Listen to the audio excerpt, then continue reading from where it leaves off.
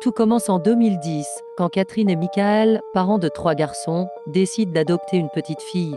À l'orphelinat, ils tombent sous le charme de Natalia, 6 ans, petite Ukrainienne qui souffre d'une forme rare de nanisme. Une fois les papiers d'adoption signés, Natalia emménage chez les Barnet. Ils donnent l'image du bonheur, mais le couple déchante. Natalia montre très rapidement des troubles du comportement. Malgré son caractère ombrageux et ses crises de colère, les parents font face. Ils pensent que cela vient de traumatismes de l'enfance. Natalia a un comportement étrange. Elle ne se mélange pas aux autres enfants, elle a un langage d'adulte. La situation empire, la fillette est trop jalouse, perverse et intrigante. Les Barnet découvrent que Natalia a déjà des poils pubiens et ses règles. Ils commencent à se poser des questions sur l'âge réel de leur fille. Ils lui font passer des tests pour enfin savoir et ils découvrent que leur fille est en fait une adulte. Le couple est perdu. Personne ne se doute du calvaire qu'ils sont en train de vivre.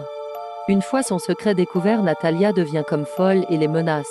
Elle menace de les tuer dans leur sommeil. Elle met de l'eau de javel dans le café. Elle essaye d'électrocuter sa mère. Face au danger, les Barnet s'enfuient au Canada et laissent Natalia seule dans un appartement qu'ils louent. La justice les rattrape et les accuse de négligence et d'abandon d'enfants. Les Barnet sont traduits en justice. Au début, les juges sont sceptiques quant à la véracité des faits. Des analyses et des tests font éclater la vérité. La fillette aurait en fait 22 ans. Toutes les charges sont abandonnées. Les Barnet retournent au Canada et Nathalie disparaît. En 2019, on apprend que Natalia vit dans la famille nombreuse d'un pasteur sans qu'aucun incident ne soit de pleurer.